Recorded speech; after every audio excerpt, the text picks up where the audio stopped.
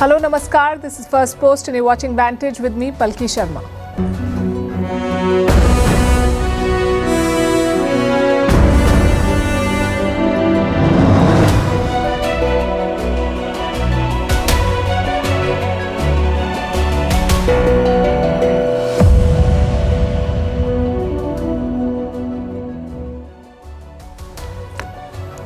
Tonight on Vantage, US markets are bleeding. $1.2 trillion have been wiped out and it's dragging crypto down with it. We'll look at what's causing the sell-off.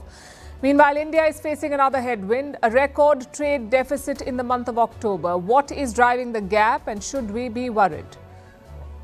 Also in focus, the Saudi Crown Prince is in Washington. He wants F-35 fighter jets and Donald Trump says yes, even as his own officials have raised red flags.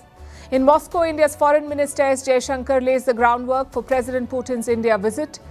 In Europe, Volodymyr Zelensky is touring capitals, but a new corruption scandal is following him everywhere. Back home, a major breakthrough in the battle against Naxals. Security forces have neutralized a top commander. The East Asian skies are getting tense. Chinese travelers have cancelled 500,000 tickets as the row with Japan escalates. Why is Nestle under fire for adding sugar to baby cereals in Africa? What is parasocial? It's been declared the word of the year. We'll tell you what it means. And should companies be tracking employee productivity through software? We will look at this debate, but first, as always, the headlines. A widespread internet disruption hits X, ChatGPT and several other popular websites. This has been caused by an outage at Cloudflare, which is an internet infrastructure and security company. The disruption began this afternoon and has quickly spread across platforms. Britain's intelligence agency MI5 issues an espionage alert, warns lawmakers that China is trying to recruit parliamentarians through spies disguised as headhunters. There have been heightened fears about Chinese espionage in the UK, but London has sought to keep ties with Beijing, a key trading partner, warm. Israel hails Donald Trump's Gaza peace plan after its endorsement by the United Nations Security Council, but Hamas has rejected the resolution. The peace plan authorizes the creation of an international force which would work with Israel and Egypt in the Palestinian territory. A top Nigerian general orders his troops to fight day and night to rescue the 25 schoolgirls who were abducted yesterday. This is the latest in a string of kidnappings of school children in northern Nigeria. It comes amid rising tensions between Lagos and Washington, with Donald Trump threatening military intervention. And the Indian Cricket Board postpones the Bangladeshi women's tour. The officials have reportedly written to the Bangladesh Cricket Board. The bilateral series was scheduled for next month. The BCCI has reportedly cited ongoing tensions in Bangladesh as the reason for this decision.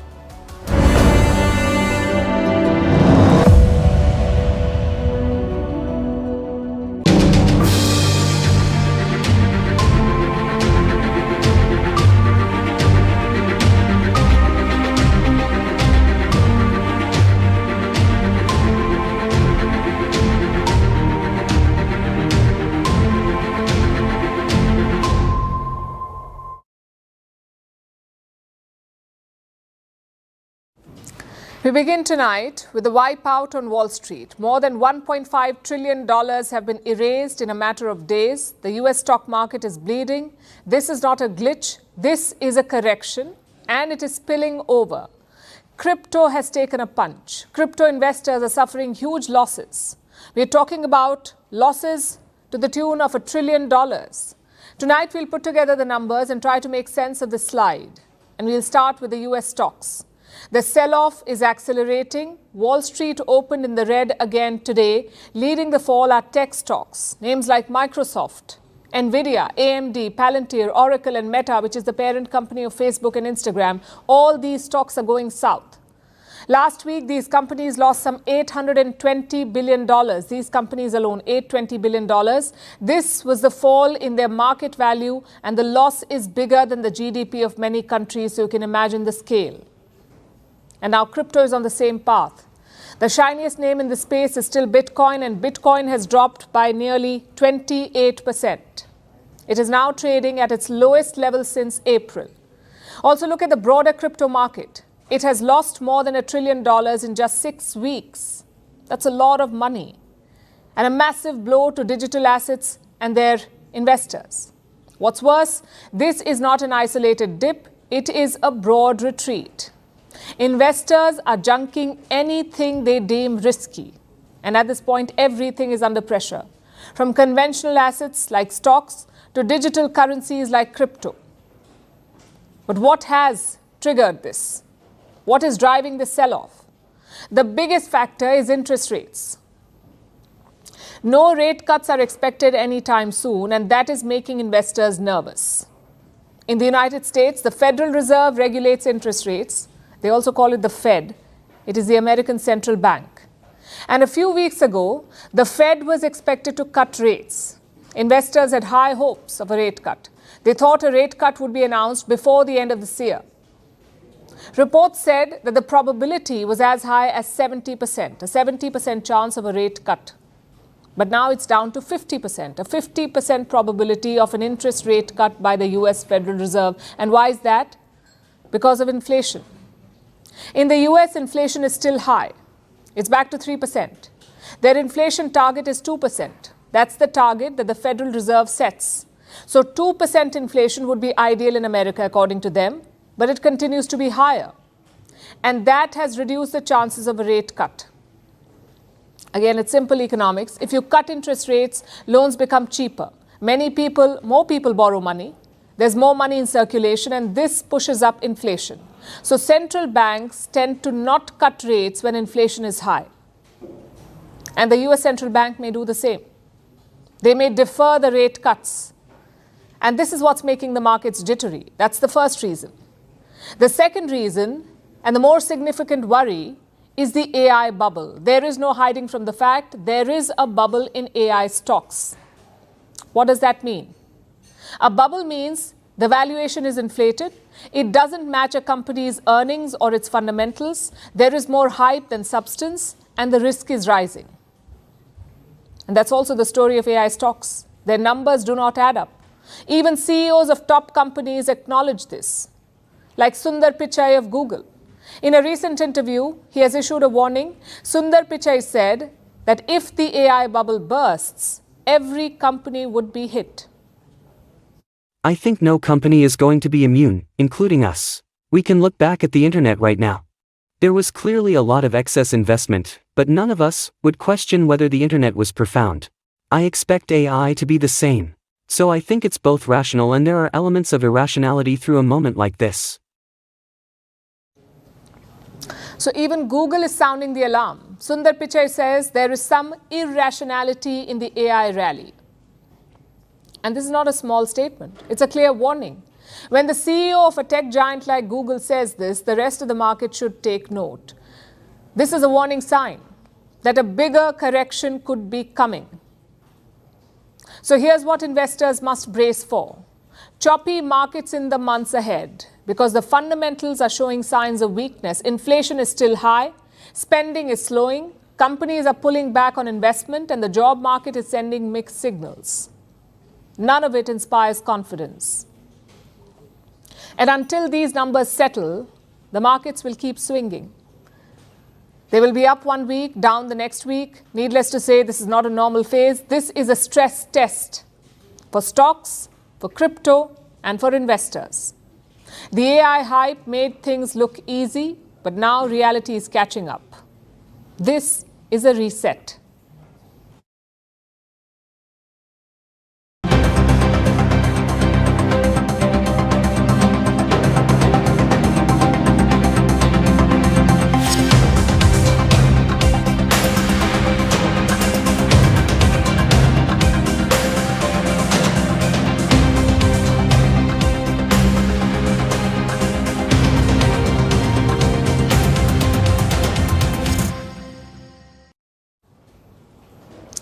Ask any accountant and they will tell you this. You must balance your books, whether it's income and expenditure, or assets and liabilities, or exports and imports. If you do not find that balance, it will hurt you in the long run.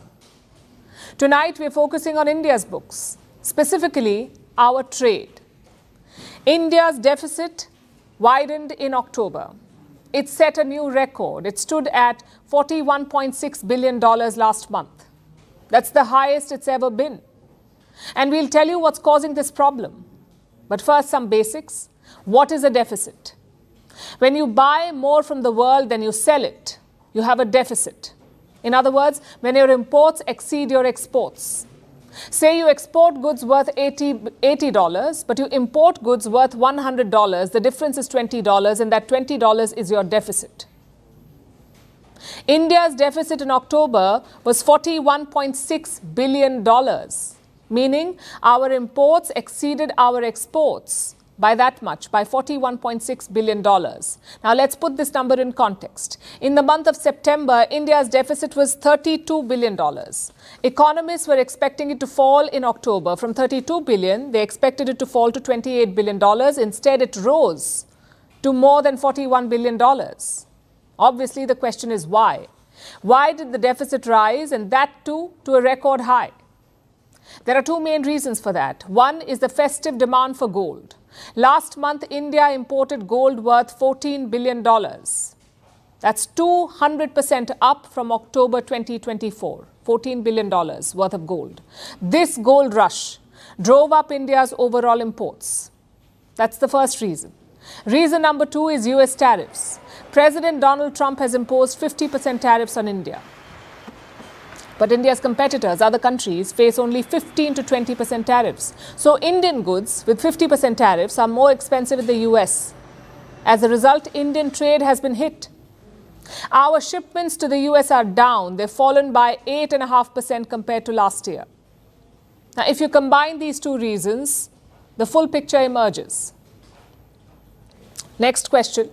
Why is this a problem? Why is the deficit so bad? When Donald Trump complains about deficit, experts bash him. So if it's okay for the US, why is it a problem for India? It's a problem because of our economic position. India is a rising manufacturing powerhouse. Our goal is to become a factory and a pharmacy to the world. And that involves mass exports. Just look at China. They run a trade surplus of almost $90 billion, 90. That's the opposite of deficit, a surplus. China runs a trade surplus of $90 billion. So at this stage, India needs a surplus. If not a surplus, at least more balance. That's what India needs. And how do we achieve that? Well, a trade deal with the US will help because despite the slump, America remains our top market. Whether it's for phones or jewelry or apparel, the US is still India's biggest market, and that is why there is so much focus on the trade deal, on a possible agreement between India and the US. India's Commerce Minister is optimistic. He says there will be some good news soon. At the same time, he's made India's red lines very clear. He said any deal must be fair, balanced, and equitable. We are both equally committed to working to expand trade and commerce between the two countries.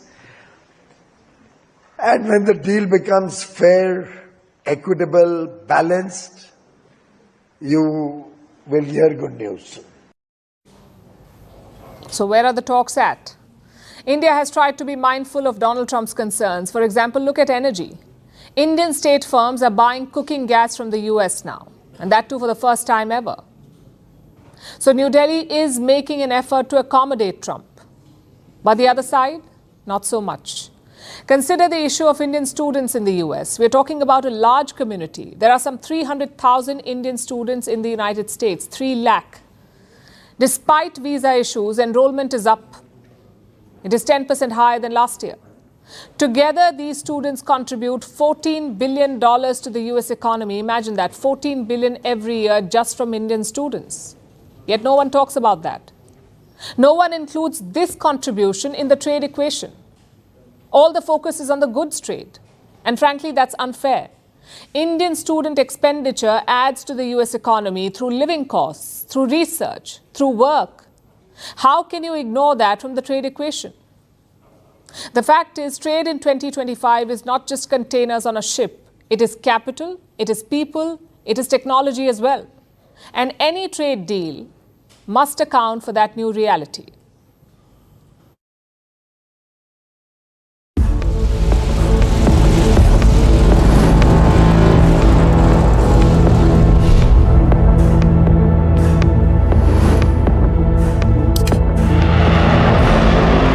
I will say that we'll be selling F-35s.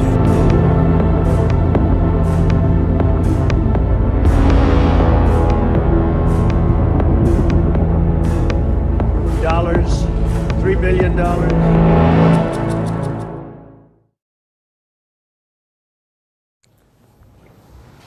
It's no secret that Donald Trump loves Saudi Arabia. Back in 2017, his very first trip as president was to Riyadh. It featured golden swords and orb photos. And in his second term, he did it again. Trump's first foreign stop this year was not to London or Ottawa. It was Riyadh. Straight to Mohammed bin Salman, the Crown Prince of Saudi Arabia and the de facto ruler of the kingdom. In fact, by now, the Trump-MBS bromance is global legend. Trump cannot stop praising MBS and MBS cannot stop hosting Trump. And now the Saudi Crown Prince is coming to Washington. It's about an hour from now. In about an hour from now, he will be at the White House to meet President Donald Trump. And this is a very significant visit. This is MBS's first trip to Washington since 2018. You may remember what happened that year, in 2018. Jamal Khashoggi was killed. He was a Saudi dissident. He was killed in the Saudi embassy in Turkey, reportedly on the orders of the Saudi Crown Prince. And when the case came to light, every Western nation isolated Saudi Arabia, but not Donald Trump. We are going to leave nothing uncovered. With that being said, the king firmly denied any knowledge of it. He didn't really know. Maybe, I don't want to get into his mind, but it sounded to me like maybe these could have been rogue killers. Who knows?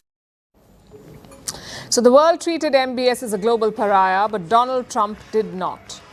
He clearly likes the Crown Prince too much, and now MBS is going to the Oval Office to see him. Of course, it's about more than their mutual admiration. This trip has a purpose. Saudi Arabia wants to be seen as a modern, dynamic, and indispensable power.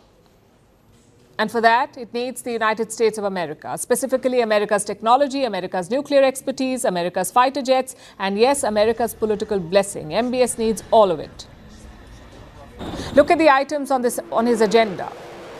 The number one agenda item is the F-35 fighter jets. Saudi Arabia wants them, and Trump says he's ready to sell. Yeah, no, I am planning on doing that. Yeah. They want to buy. They've been a great ally. They've got to like us very much. Look at the Iran situation, what we did in terms of obliterating, we obliterated their nuclear capability. Yeah, I will say that we will be doing that. We'll be selling F-35s. Now, this is a very important development because the F-35 is not just any other fighter jet. It is America's best so far and the most advanced technologically. The US guards this jet like Willy Wonka guards chocolate. It is shared sparingly. Israel has a few F-35s, a few NATO allies have them, and Riyadh has long asked for them, but until now, Washington refused. Donald Trump is changing that. He says he will approve the sale. And the American defense establishment is wary because Saudi Arabia is also close to China. They've been getting cozy on a lot of things, including security, telecom, drone research, Saudi Arabia and China. So the Americans fear that their F-35 tech could end up in Chinese hands. And that is why they did not allow the sale so far. Plus, they have one more problem, and that is Israel. Israel has 45 of these jets, 45 F-35 jets. Saudi Arabia has requested, or is said to have requested, for 48 jets. And you know what that means? It could change the power dynamics of West Asia. Of course, Israel is not in favor of the sale. The IDF, the Israeli Defense Force, has formally opposed the plan. They do not want Trump to sell F-35s to Saudi Arabia. They believe it will erode Israel's air superiority. But Trump is having none of it because in this deal, he sees only two things: money and leverage. He believes giving F-35s would pull Saudi Arabia firmly into the American orbit. And there's another prize that he's chasing, the Abraham Accords. That is a normalization deal between Saudi Arabia and Israel. As of today, they do not recognize each other officially. They have no diplomatic ties, no official diplomatic ties, Saudi Arabia and Israel. Trump wants to change that, and if he does, he would change West Asia forever. It's a deal that he's long pursued. In his first term, he got 4 countries to normalize ties with Israel: the UAE, Bahrain, the Sudan, and Morocco. Saudi Arabia would be the big prize because it is the de facto leader of the Muslim world. It is the custodian of Mecca and Medina, the holiest sites in Islam. Trump wants it to recognize Israel. But for the Saudis, it will come at a huge political cost. And Crown Prince MBS knows that. He cannot abandon the Palestinian cause. He cannot abandon Gaza after what has happened. He will want a clear path to Palestinian statehood, and Israel may not agree to that. So normalization of ties may be tough. Trump may not get that deal in a hurry, but he might settle for something else today. Saudi money for the reconstruction of Gaza. Something symbolic, something that he can talk about, because often political storytelling matters more than political reality. And beyond that, this is about interests. Everyone pretends that foreign policy is about principles, but let's be honest, it's also about money. Trump has business projects in the Gulf, towers, golf tournaments, real estate proposals, and Saudi Arabia has massive sovereign wealth funds. Billions of dollars have already moved, billions more could follow. For MBS, this visit is about legitimacy. For Trump, it's about power. And for both men, it's about rewriting their own storylines.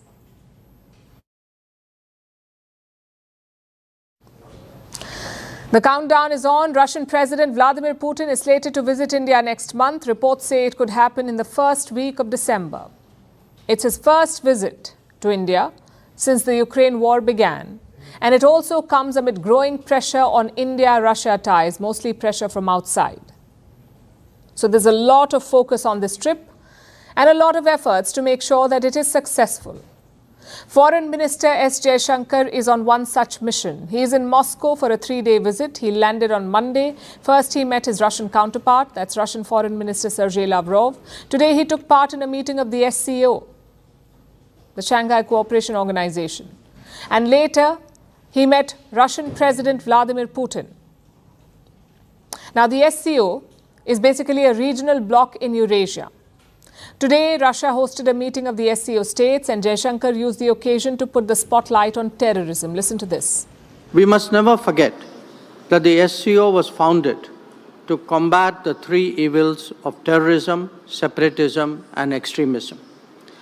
These threats have become even more serious in the years that have passed.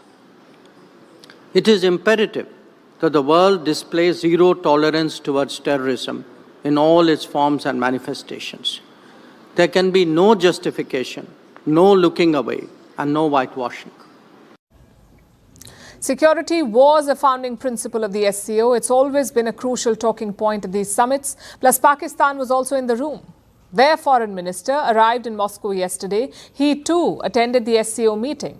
So clearly, Jaishankar's message was targeted at Pakistan. He asked the SCO to not justify or whitewash terrorism.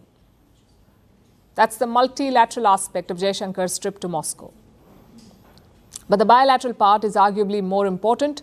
Jaishankar noted that yesterday was his 6th meeting with Lavrov this year, 6th meeting in 11 months. And look at the context.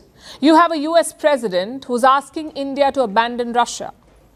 He has imposed tariffs to separate the 2 sides.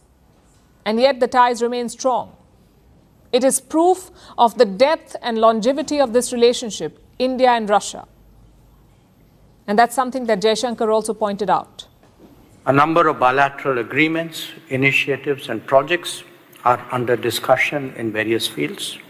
We look forward to their finalization in the coming days. India-Russia ties have long been a factor of stability in international relations. Its growth and evolution is not only in our mutual interest, but also in that of the world. All of this is leading up to Putin's visit, and Jaishankar was in Moscow as Jaishankar was in Moscow meeting Lavrov. Putin's top advisor was in Delhi meeting India's NSA. That's National Security Advisor Ajit Doval. The goal is to finalize agreements on trade and defense. Once the draft is done, the deal can be signed during Putin's visit. That's what both sides are hoping for. And let's look at one of the lined-up deals. It involves a sale of fifth-generation fighter jets. These are the most advanced jets in the world, the fifth-generation fighters. Only 3 countries have made them. The US has the F-35, China has the J-20 and J-35, and Russia has the Su-57. Now, some reports say that Pakistan will buy fifth-generation jets from China, meaning Islamabad could have a qualitative edge over India. And this has triggered a big debate in India. Experts are divided over our options. Should India wait for its own fifth-gen plane, or should it buy one off the shelf? That is the debate. The second option, buying off the shelf, could benefit Russia. They have unveiled an upgraded Su-57 at the Dubai Air Show. They're also willing to sweeten the deal. Here's what Russian officials are offering: unrestricted tech transfer for those planes. The Russian side, represented by Rosoboronexport and USC, is offering to India supply of Su-57E fighter produced in Russia, with subsequent organization of production of the aircraft in India and technology transfer. Hence, we are offering technological learning of field generation technologies, including engines, optics, AESA radar, AI elements, low signature technologies, and modern air weapons. Let me translate what that meant. When you buy off the shelf, you get only the product. You don't get access to the technology, but Russia is offering that. First, they will sell the Su-57 to India. After that, they will transfer the technology as well, meaning India could build these planes at home. Like I said, it's a sweet deal. Russia is offering the planes, the tech, and the long-term support. They say Indian missiles could be fitted on the Su-57. The question is, will New Delhi go for it? Well, if we do, we'll know soon, because the hope is to strike a deal while Putin is visiting. And with so much on the agenda, it promises to be a high-stakes mission.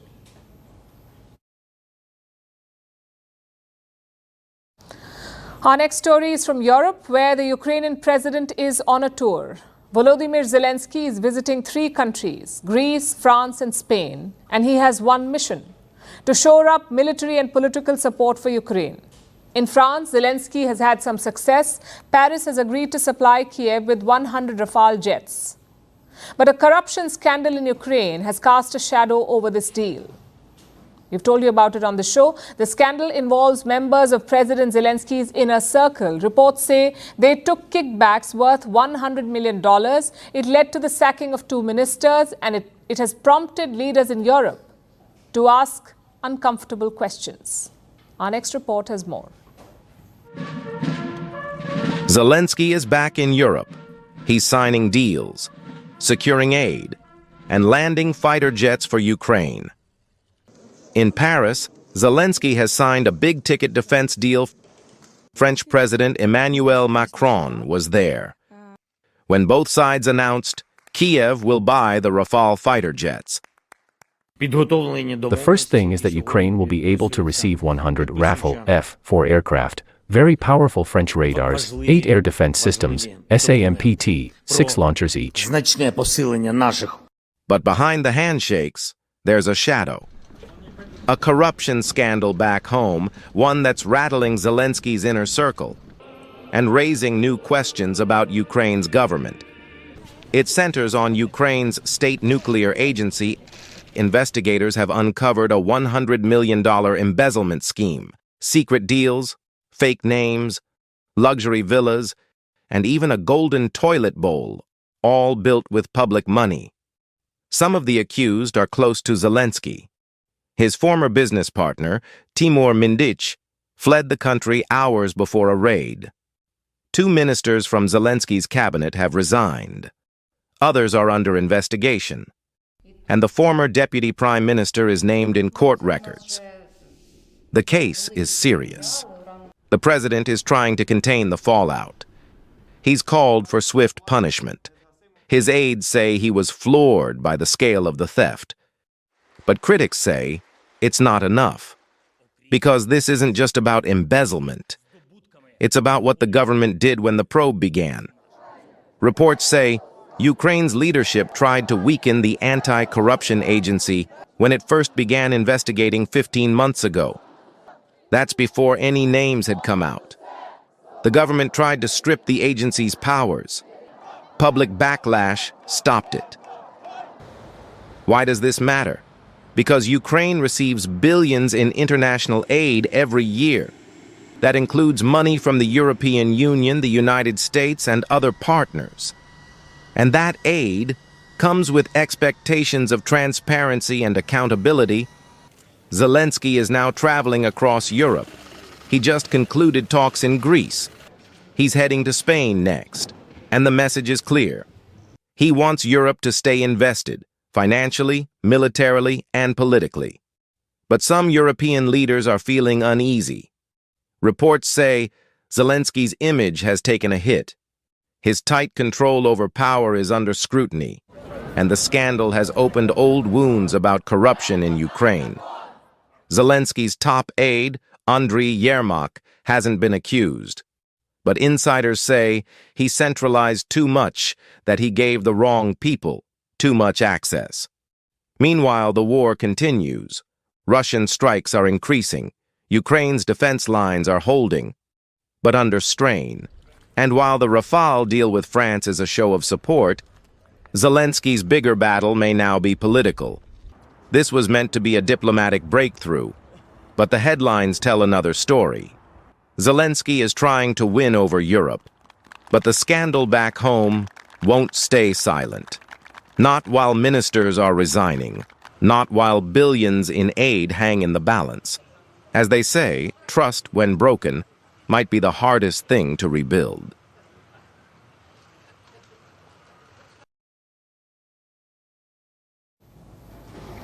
When we talk about India's security challenges, what is it that comes to your mind? Maybe it's Pakistan-sponsored terrorism or China's land grabs. These are events unfolding far away from us along unforgiving frontiers. They grab headlines and mind space. But what about the challenge inside our country? A fight that India has been fighting for decades and is now close to winning. I'm talking about the Maoist or Naxalite insurgency. Today, Indian forces struck a heavy blow to them. They neutralized one of the top Naxal commanders. His name was Madhvi Hidma. Hidma was among the most feared Maoist commanders. He joined the insurgency as a child recruit. Over time, he grew into leadership roles. Today, he has been killed. And this is being called the biggest setback to Maoists in 20 years. His story tells you why. Madhvi Hidma was a tribal recruit from Bastar. Bastar is a district in the state of Chhattisgarh in central India. Hidma joined the Maoists in the year 1991. Within the insurgency, he had a mythical image because Bastar is the center of Maoism. Most of their fighters are tribals, but their leaders are mostly Telugu speakers, basically outsiders who tell them what to do. So for the rank and file, Hidma from Bastar was one of their own. As a commander, he built a ruthless legacy. He engineered more than 20 attacks on civilians and security forces. Put together, he killed more than 100 people. Security forces have tried to eliminate him in the past, but each time Hidma escaped. This time, his luck ran out. Security officials got intelligence inputs about Maoist movement. They zeroed in on the Chhattisgarh-Andhra border. What followed was an encounter. Hidma, his wife, and his bodyguards were killed. But the action did not stop there. Later in the day, another operation was launched. This one was led by Octopus, the Organization for Counter-Terrorist Operation. They arrested 31 Maoists from the state of Andhra Pradesh. So put together, it was a good day in the fight against Maoism. The question is, are we close to eliminating this threat? Well, the government of India has set a deadline, March 2026. By March next year, they want to eradicate Maoism in India. Frankly, it could happen before that, because look at the numbers. In 2025, security forces have neutralized 270 Maoists. They have arrested 680. And they've also arranged the surrender of more than 1,200. That's a big blow in just 11 months. Among those neutralized are also top leaders. In the month of May, Maoist party chief Basavaraj was killed, and now battlefield commander Hidma has also been killed. That's political and military leadership wiped out. And without those, no organization can succeed. If you look at the big picture, the progress is quite clear. In the year 2013, India had 182 Maoist-affected districts. By 2018, that number came down to 90. By 2024, it was down to 38, and now 2025, that number stands at 18 districts. Look at the progress, from 183 affected districts to just 18. The question is, what happens next? The first step is to completely stamp out the insurgency. After that comes progress. The Maoist hit areas are rich in natural resources. Just look at Chhattisgarh, one of the most mineral-rich states in India. It is home to 28 different minerals like diamond, coal, limestone, dolomite, bauxite. And most of these deposits are not accessible. Do you know why? Because they lie in Maoist-affected areas. And don't get us wrong, we are not saying that go in and plunder the forest. We are saying harness these resources, use nature's bounty to deliver progress for the locals. If you can do that, you can root out this problem. Because Maoists prey on the poor. They weaponize legitimate concerns to fight an illegitimate battle. Yes, you can defang them on the battlefield, but ultimately there must be progress. For decades, Red terror has haunted the people of Central and East India. It is time to finish this off once and for all.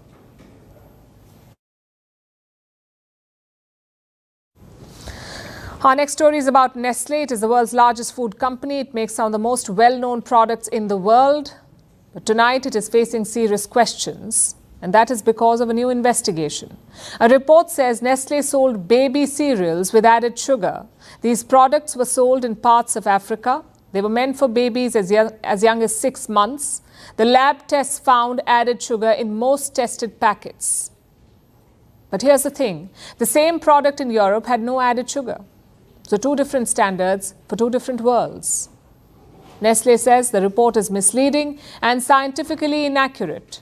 But the investigation has now triggered a global debate. Are food companies following one rule for some regions and another for others? Here's a report. Early solid foods for babies are supposed to be the safest. They are generally considered free from additives. But a recent investigation has raised an alarm.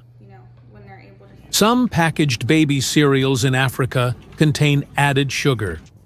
Sugar that many parents may not be aware of. The findings were released by Public Eye. It is a Swiss investigative group, and their investigation was centered on the world's largest food company, Nestlé. Public Eye's team worked with civil society partners in reportedly over 20 African countries. Together, they collected nearly 100 samples of Cerelac. Cerelac is Nestlé's flagship cereal for babies aged 6 months and above. All the samples went to a laboratory for testing. The results were consistent. More than 90% of the packets contained added sugar. The average serving held around 6 grams. That is roughly 1½ teaspoons. Some packets even contained 7½ grams. Investigators then compared these results with Cerelac, sold in richer markets. Many European versions had no added sugar. Public Eye pointed to this contrast. They said this amounted to a double standard, and that comparison triggered a bigger debate. Because global health guidance is clear. The World Health Organization recommends no added sugars in foods for children under 3. Experts say early sugar exposure can shape taste preferences. They also link it to tooth decay and higher risks of obesity later in life. Nestlé, however, rejected the allegations. The company said the report was misleading. It said its products follow national regulations in every country, and that its recipes meet international standards.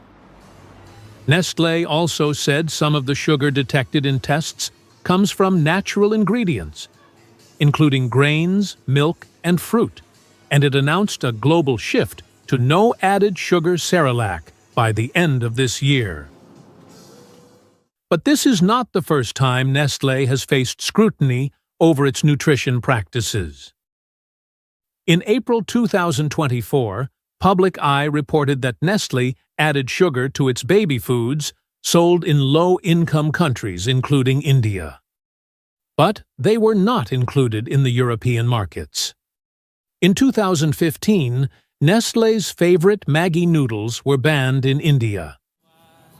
This was after it was found that the product contained more than permissible levels of lead and monosodium glutamate, or MSG. And over the years, rights groups have also reported cases of child labor on cocoa farms allegedly linked to Nestlé. Those reports led to lawsuits and promises to strengthen supply chain checks. Together, these episodes form a long history of scrutiny, and they shape how the new findings are received today.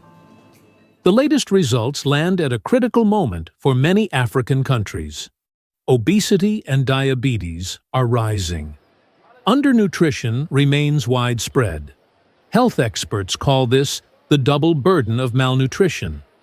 And this raises some important questions. What should be the standard for food made for infants? And should that standard ever differ from one region to another?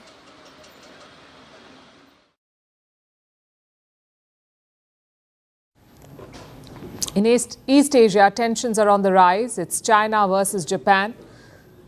It started as a diplomatic row. The trigger was a remark in Tokyo, but now it's snowballing into a full-fledged showdown. It has now spilled into daily life in both countries, with governments hardening their positions, travelers changing their plans, airlines counting their losses, cinemas adjusting their schedules, and diplomats making urgent trips. All of this is happening over one question. And what is that question? What happens if there is a crisis in the Taiwan Strait? That was a question. Japan answered it. China did not like it. Hence the meltdown. Earlier this month, Japan's parliament discussed this hypothetical crisis. What if China attacked Taiwan? What would Japan do if China attacked Taiwan? Their new Prime Minister, Sanae Takaichi, gave a response. Listen in. If China were to deploy battleships and involve the use of force, I believe this could be deemed a situation threatening Japan's survival. That phrase, a threat to Japan's survival, is not routine.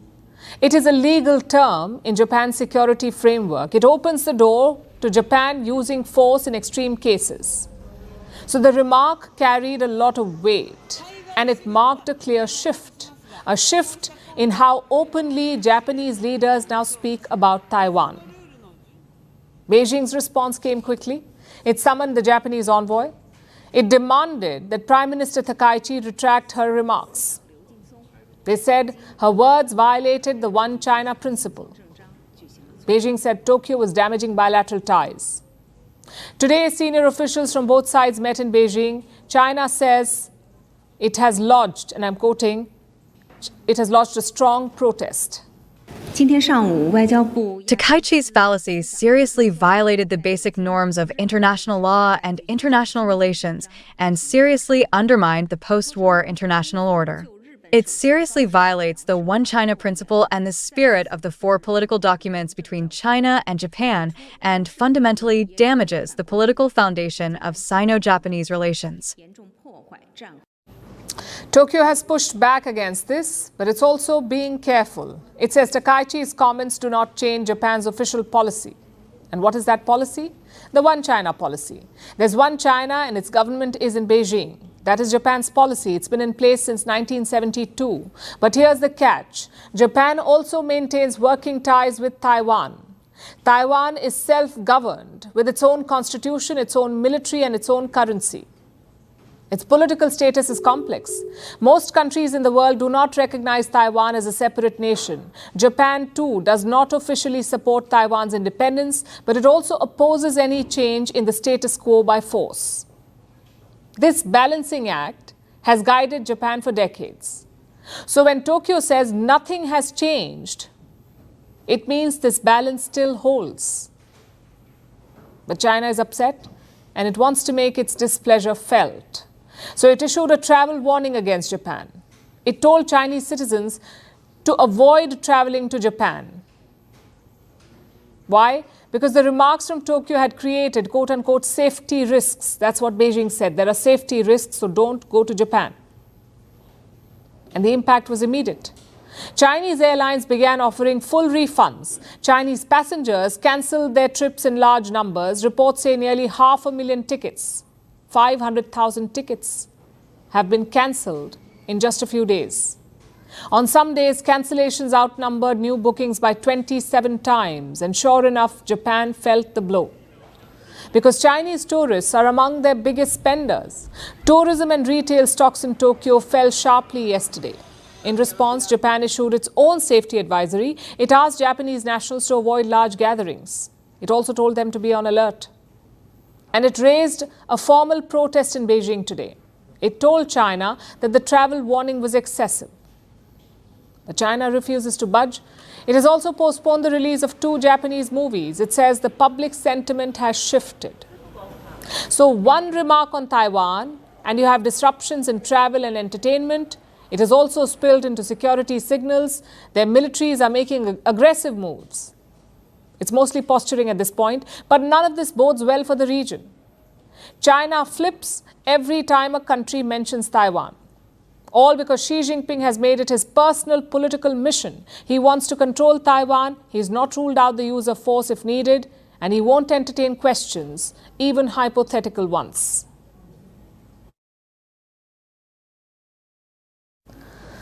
The Cambridge Dictionary has picked its word of the year, and the word is parasocial. Parasocial, do you know what it means? A parasocial relationship is a one-sided connection where you feel close to a celebrity, an influencer, even a fictional character or an AI bot. You feel close to them, someone you know only through a screen or a story, and someone who does not know you at all. Like if you thought you knew a star personally or felt an emotional connection for an influencer. That's a parasocial relationship. And millions of people experience it every day. Our next report tells you why this word matters and how these one-sided bonds shape the way we connect online. Do you ever feel like you know everything about your favorite actor? Their habits, heartbreaks, even their coffee order? Do you cheer when your favorite creator announces a big life milestone as if you've been rooting for them since episode 1? Does your day dim a little when a singer you adore posts something sad? Like their sorrow has somehow traveled through the screen and landed on you? If yes, then congratulations, you're in a parasocial relationship. A connection built through pixels, nurtured through algorithms, and held together by a feeling that you know them, even if they've never looked directly into your eyes. And that's exactly why parasocial has just been crowned Cambridge Dictionary's Word of the Year. Because this one-sided bond isn't niche anymore, it's the emotional backbone of the internet in 2025.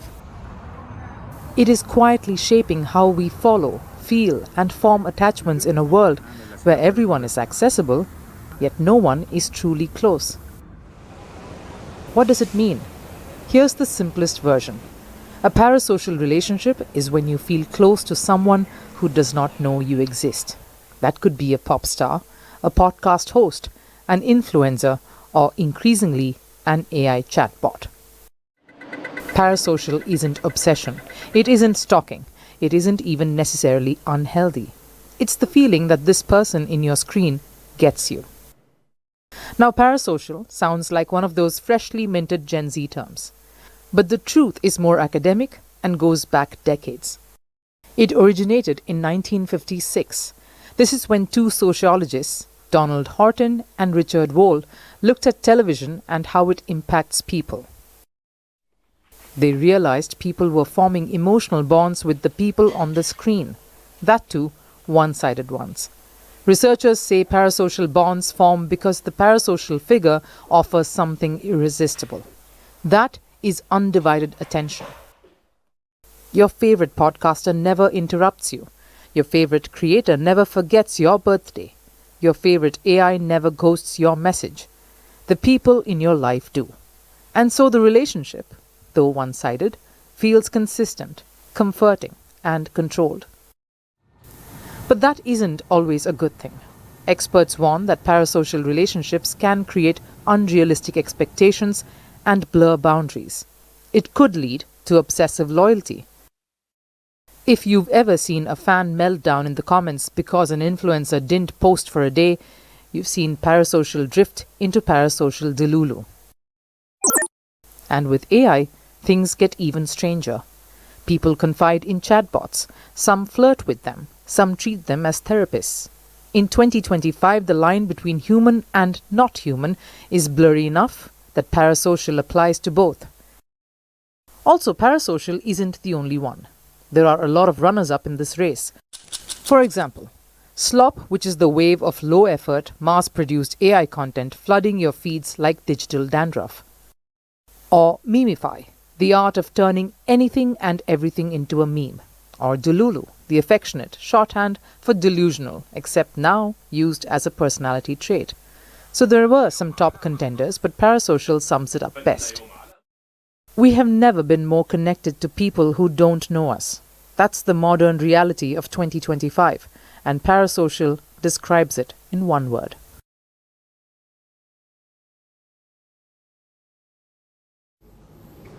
If you work in IT, there's a decent chance that your laptop knows more about you than anyone else.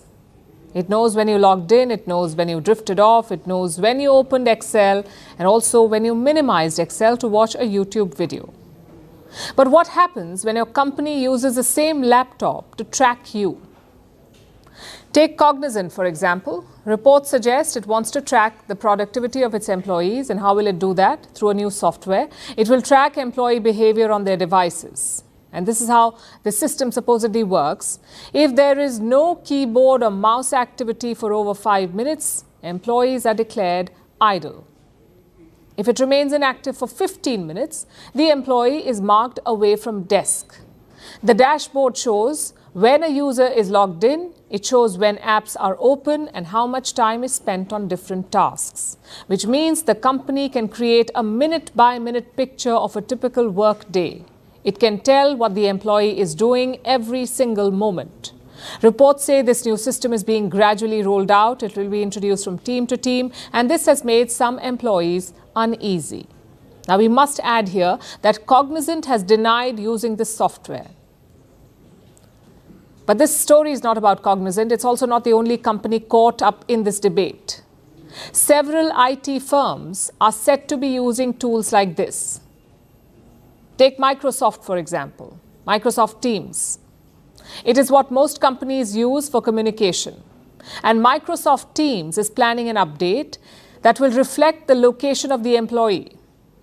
Say you connected with the Wi-Fi of your organization, then it will show the building that you're in. So your company will know if you're in office or not when you've joined that Teams meeting.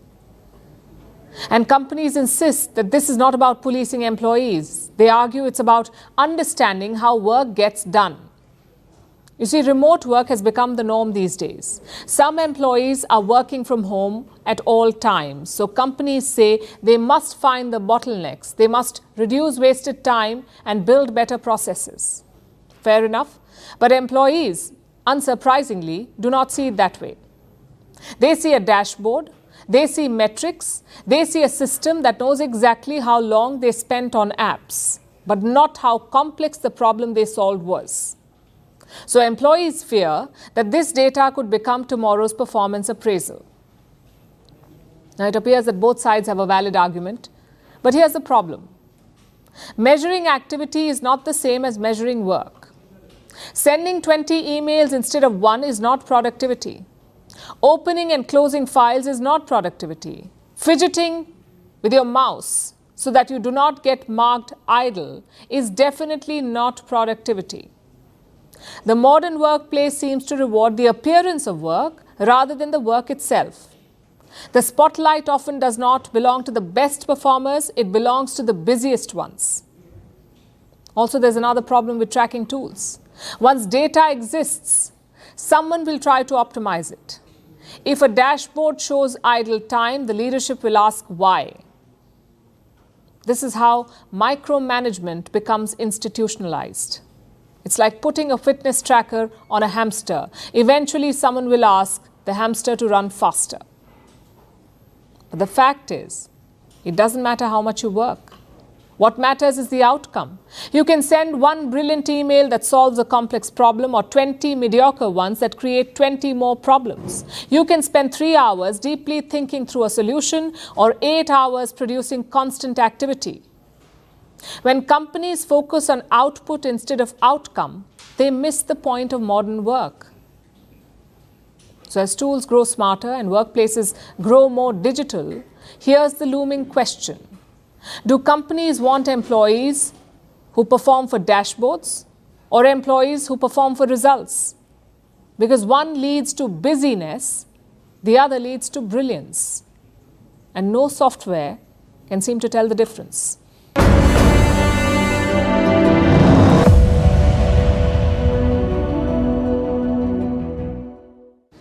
Half the internet just went down. We're talking X, Canva, ChatGPT, Perplexity, and so many more. Even the website that tracks outages went down. The internet couldn't even report its own problem. Talk about irony. The culprit was a massive Cloudflare outage.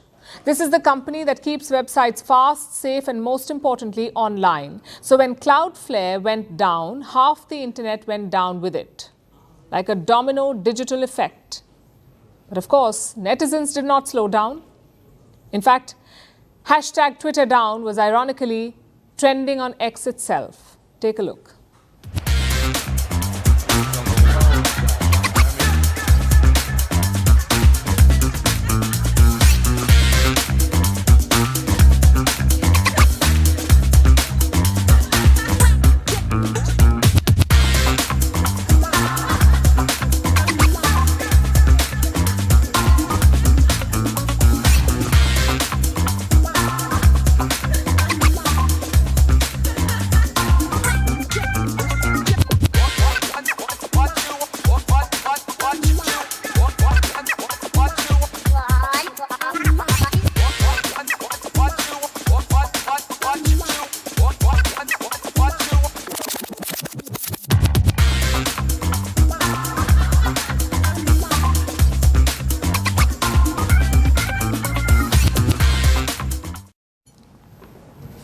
And now it's time for Vantage Shots, images that tell the story. NATO's submarine sinks ship in a torpedo test during military exercises. Clashes erupt in Mexico during protests over security and corruption. And Japan deploys barking drones to scare off bears as attacks increase. Finally, we're taking you back to history. On this day in 1963, the first push-button telephones were introduced in the United States. They replaced the rotary dial models. The original push-button phone had 10 buttons, but in 1968, the star and number keys were added. We're leaving you on that note. Thank you for watching. We'll see you tomorrow.